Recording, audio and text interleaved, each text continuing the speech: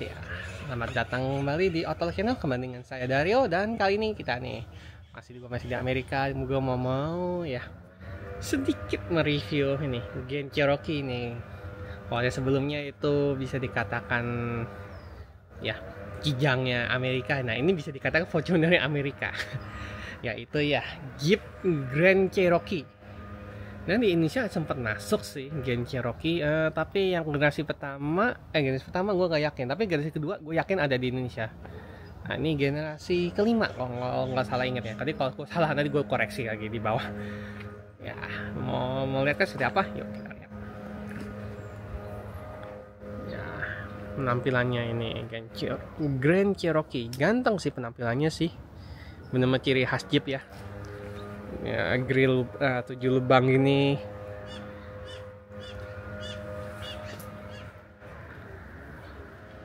Dan nggak lupa juga lampunya lucunya masih pakai gaya-gaya reflektor gini sih. Gua nggak nyangka nih masih ada di mobil lama, tapi nggak tahu, gua nggak tahu speknya lampunya apa.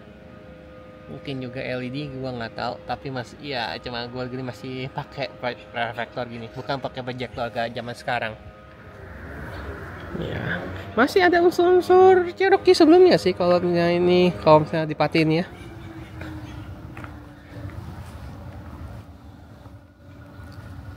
Ya, ini gua review nggak bisa lama-lama banget ya, karena ini gue cuma minjem sehari. Ini pun paginya sebelum gue balikin gue video dulu. Jadi nah, belakangnya benar-benar mudah ya, modern banget ya. Lampu-lampu model sipit gitu. Dan ya kalau Jeep di sini pasti 4x4 lah.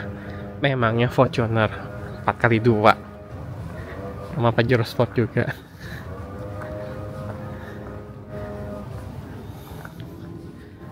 Ya, dan ini juga nih roof rail pasti asli, bisa dipakai. Yang menarik lainnya adalah, nah nih Amerika, ada di emblem ada bendera Amerika. Nggak tahu jelas nggak. Aku di review kamera gue nggak tahu jelas sih, takutnya. Nah, masih bisa lihat refleksi gue di mobil ya. Yang pasti ya depannya benar-benar ngotak tak banget deh.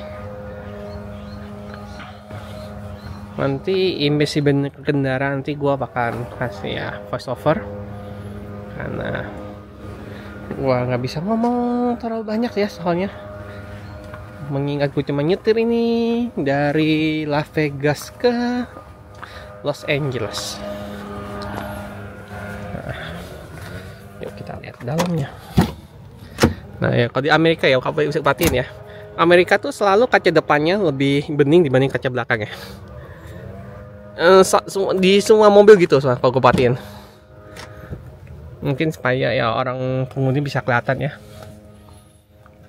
Nah ini gua pasang lensa lebar dulu, bentar. Nah, ini dalamnya Grand Cherokee. Dalamnya gue terbilang cukup normal sih. Yang pasti ini kursinya enak dan elektronik. Ini seharusnya kasihkan gue ini trim paling bawah. Senilai 33.000 US, jadi kira-kira 500 jutaan atau 600-an. Tapi ya udah elektrik. Bahkan mereka udah dalam bersupportnya segala.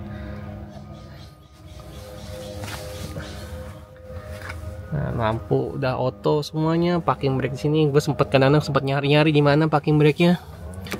Nah, ini ya buat buka mesinnya. Nanti kita atur mesinnya sebentar. Setirnya gue senang sih. Setir cukup simpel, gampang dioperasikan. Dan ya cuma tengahnya gue senang mereka masih pakai tombol semua. Cuma ini doang, layarnya agak kuno, tapi berfungsi dengan cukup baik untuk zaman sekarang. Udah Apple CarPlay, udah Android Auto, dan operasinya cukup cepat. Oh ya, mungkin karena ini tombol banyak, gue agak bingung nih kadang-kadang. Ini buat radio volume, ini buat ngatur buat semacam mouse tambahan ya, buat ngatur icon di layar. Ini AC di bawah semuanya, dan ya USB-nya banyak. Di depan ada USB yang full size, USB-C. Tapi ini cuma ya fungsi satu sisi doang ya, masa kalau udah pakai ini yang atas nggak bisa dipakai ya. Ini cuma buat ya memberikan opsi lah buat penggunanya. 12 volt seperti biasa. Ya ini G selector. Nah ini minuman gua tadi kemarin sore. Nah, males beresin. Ini ini dua lapis nih ya. Lacinya.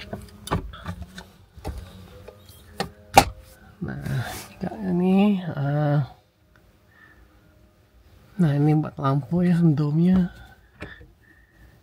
Ini buat matiin pintu belakang ya, supaya mungkin anak takut langsung keluar. Ini lambatnya nih, satu lampu satu cabin.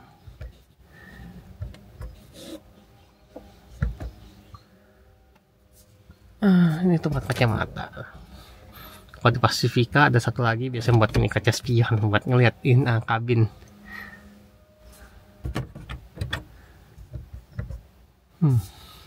Berarti ini mana nih ya? Cakin aja dulu, ngapain ditutup nanti mati. Nah, kita lihat belakangnya.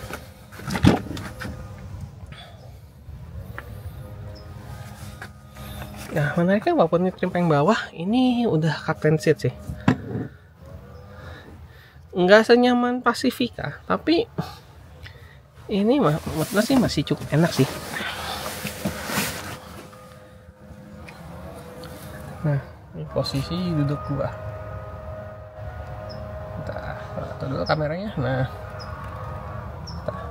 face lock ya, gua mati gua. Nah, oke. Nah, ini posisi duduk gua masih enak sini. Cuma ini bagian bawahnya nih. Ini sedikit kurang panjang dikit menurut gua. Tapi ya perjalanan road trip karena uang kakinya cukup banyak, ya kaki gue bisa cukup selonjor, enak sih. Nah, cukup oke. Nah, ini ya di belakang USB ya, cukup, udah bilang cukup ya. Ada 4 juga di sini, lubang AC, ada pengaturan buat AC belakang. Nah ini cup holder bisa dimasukin. Tempatnya ada kayak sedikit slot di sini. Nah mereka juga di Pasifika mungkin lupa gue mention, mereka tuh selalu ada gantungannya di sini. Ini kayak ini nyokap gue yang gantung kantongnya sampah buat di mobil, cukup praktis sebenarnya. Ya nggak kantongnya cuma jaring, tapi ya lebih enak ini sih. Nah lebih fleksibel. Nah, ya, gue lupa satu hal lagi. Ya, gue seneng dari mobil nih. Handle pintunya buat keren sih. Tapi kayak sayap gini. Ya, ini juga plastiknya. Ya, plastik kenapa rendah. Tapi ini yang penting bagian yang kena sikut tuh masih soft start semua. Oh ya, ada lubang AC juga di bagian belakang sini. Dan gue seneng juga nih kadang lampu cabinnya sini mati yang ini. Nah yang ini mati juga. Tapi saya mungkin bisa nyala, ini lampu kabin bisa nyala sih. Iya, ya handle biasa. Ya kita lihat uang bagasi dan kursi ketiganya. Ya ini kan nanti paling bawah masih manual. Tapi enaknya bisa dilihat ya, enaknya flat nih ya. Kalau kursi belakang di flat ini udah termasuk ada penyak ya, hook buat ini ya, ngamanin kargo. Nah ini gue nggak tahu rasanya buat menutup ini deh, menutup untuk kabin ya.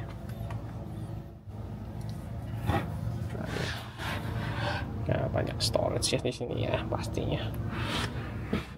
Ya overall gue bawa tadi malam bawa empat koper besar masih bisa dengan cukup dengan leluasa, tambah satu backpack di atas, sofa kecil di atas juga, dan mobilnya bisa membawa semuanya. Ada lubang AC di belakang juga. Ada ya cup holder, kalau mobil Amerika nggak ada cup holder tuh dosa besar. Nyalakan 12 volt dan ya gue mau coba ini, mau buka kursi ke tiganya. Cukup gampang sih, dua langkah. Tapi ini jadi ya, mobil cuma 6 seater ya, karena belakangnya cuma bisa muat 2.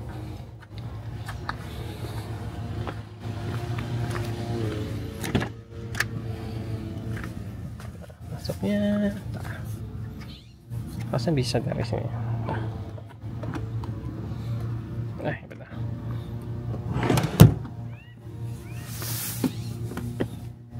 Kebiasaan cukup gampang sini ya.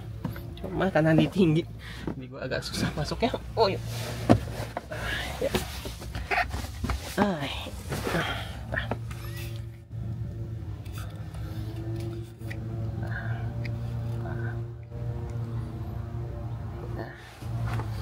Tadi masukkan susah karena ini mobil tinggi ya, jadi nggak segampang Pacifica, tapi masih doable. Ini udah ke sini ada relnya ya, ini bisa dilepas gini dan seharusnya bisa ditarik dulu. Oke. Bisa lebih. Nah, dimundurin dulu.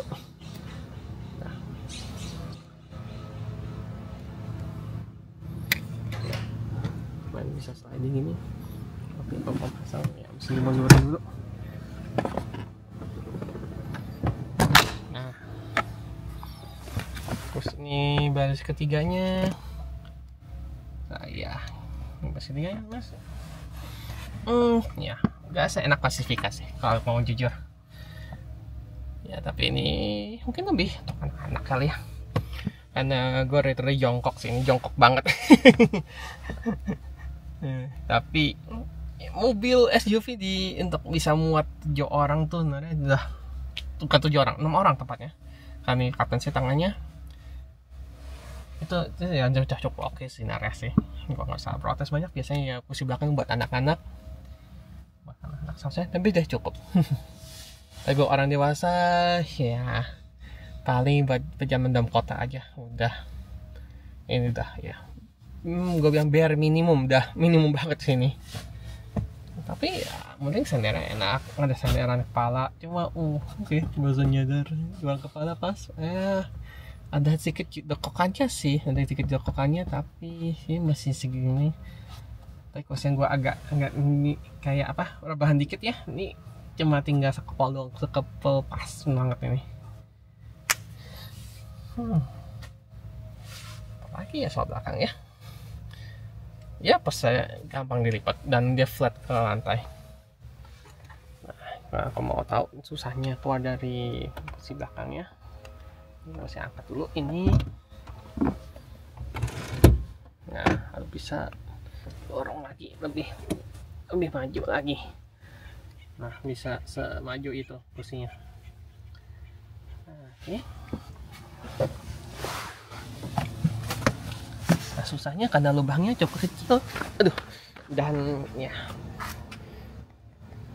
ini cukup tinggi. Jadi kurang ideal buat tipe yang gini ya, sliding gini ya.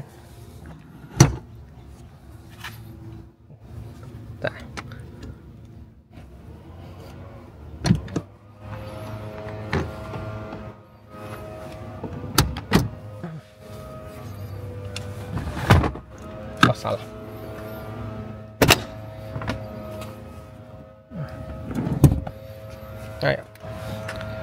Oh ya, gue lupa satu hal lagi. Sebenarnya ini salah satu kursi tengah yang kursi kapten seat cukup bagus, karena seingat gue ini seharusnya bisa jadi flat sama kursi belakangnya. Sebentar, gue demoin satu sisi aja ya.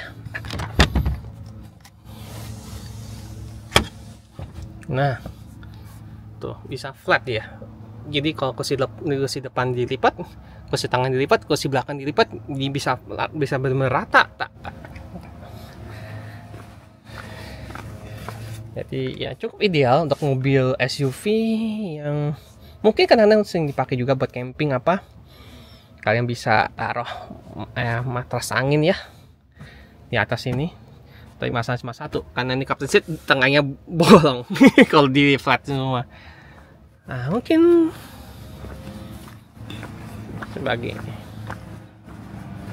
ya kalau kalian kepo ya, coba gue lipat semuanya. Cukup gampang sih untuk lipat ke setengah, tinggal tarik ini dong. Ini aja flat.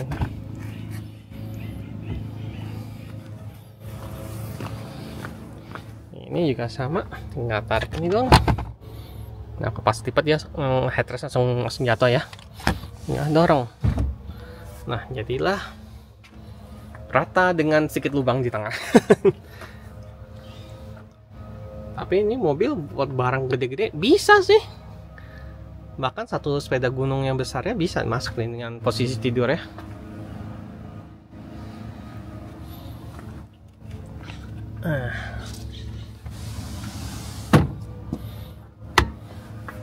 Nggak usah dilipat dulu, salah.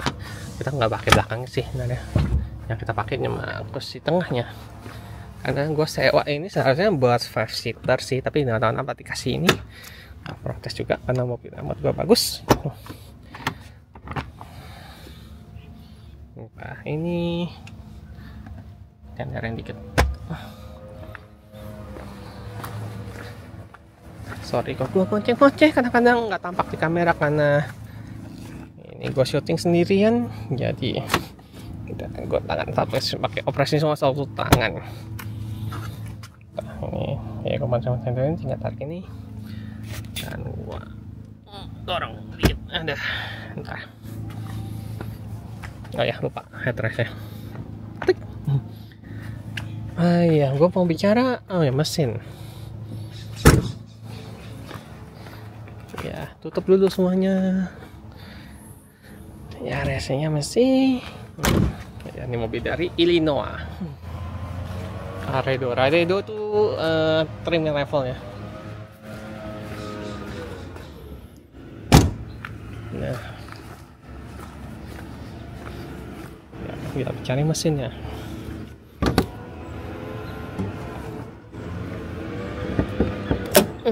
Oke, untung udah pakai gas spring. Ya, ini mesinnya. Dan mesinnya sama dengan mesin ini ya, mesin Pacifica yang terakhir kita review ya. Yang gue review di Amerika. 3,6 Pentastar V6 3.6 lagi. Kenapa gue sebut 2 kali ya? 3.6 Pentastar. Mesinnya pas gue berkendara sih gimana ya? Powerful, tapi mobil memaksa kita berakselerasi dengan cukup halus sih. Jadi nggak bisa benar-benar agresif, tapi powernya ada. Jadi kayak ngejambak, akselerasi ngejambak tuh nggak ada sih. Tapi mau jalan menanjak itu mobil ini ya effortless, mobil ini bilang. Tapi cuma satu hal lagi, bensinnya boros. Ini mobil kemarin gue lihat tuh 17,9 mpg. Kalau di convert ke ya ke apa sih metrik, jadi kira-kira 1:7 apa 8 ya saya gue ya. Nanti gue akan korek lagi di bawah. Dan Pacifica kemarin 1:10. Ya 1:10 bahwa kota buat mobil segitu itu oke, tapi ini ya tergolong boros. Ya. Oh ya. Ini suspensi depannya ya, sudah independen double wishbone. Ya udah tipikal untuk mobil ya SUV yang lebih utamain kenyamanan. Dan seingat gue saat Gen Cherokee itu saatnya monokok semua. Karena dilihat bawahnya kok ada kata Kepler gitu. Ya mobil sewaan sih, mampu. Pasti ada yang kacatnya. Dan belakangnya, rasanya nah, gue main nampaknya solid sih. Coba ya, entah. Ban cadang situ.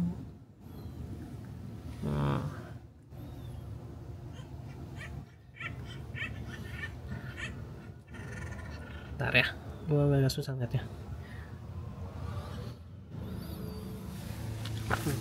Ini mobil SUV agak pendek sih. Oh, belakangnya independen juga. Menarik. Ya, tapi karena ini mobil yang lebih fokus ke jalan on road sih. Ini masih setup-nya masih cukup oke. Tapi buat off-road mungkin beberapa off-road yang penggemar off-road berat tuh mungkin kurang ideal. Tapi kalau off-road yang enteng-enteng ini udah jadi cukup, aku bilang. Ini impresi berkendaranya dengan footage gue yang lagi nyetir di Las Vegas. Singkatnya, ini mobil termasuk mobil yang nyaman, terutama di road trip seperti ini. Soal tarikan mungkin nggak bisa dibilang galak sekali, tapi terbilang cukup. Tapi sekali lagi, naik mobil ini kakinya mesti sekolah, kalau nggak nangis lihat konsumsi bensinnya. Ya tak heran karena ini bisa terbilang desain mesin yang terbilang cukup kuno. Soal handling ya terbilang cukup mantap, nyaman, dan membuat pede di kecepatan tinggi. Ini saya semua berkat chassis monokok dan ya Cherokee adalah pelopor mobil off-road dengan chassis monokok. Ya mungkin ya sekian dulu ya review gua soal ini. Review singkat sih, gue nggak berani full review, kadang gue nyetirin cuma kemarin sore sampai malam aja. Dan hari ini mesti dibalikin, gue bikin kayak video singkat lah, agak buru-buru bikinnya.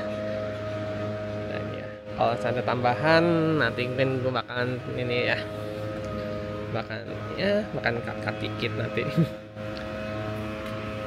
Ya, terima kasih telah menonton video ini. Jangan lupa like dan subscribe ya Autolog Channel. Dan ya, kalau ada komentar tinggalkan di bawah. Dan sampai jumpa di video berikutnya. Dadah. Video ini disponsori oleh GoSlim. Apakah Anda pernah berusaha kurus dengan diet dan olahraga namun progresnya terasa lambat? Cukup ditambah minum GoSlim 2 butir 2 kali 30 menit sebelum makan. Ekstrak asam gelunggur dan daun jati Belanda dalam GoSlim dapat memaksimalkan hasil diet dan olahraga yang sudah Anda lakukan. Tentunya GoSlim aman dikonsumsi karena sudah sertifikasi BPOM. GoSlim dapat dibeli di official store Esa Mulia di Shopee atau scan QR code di layar Anda.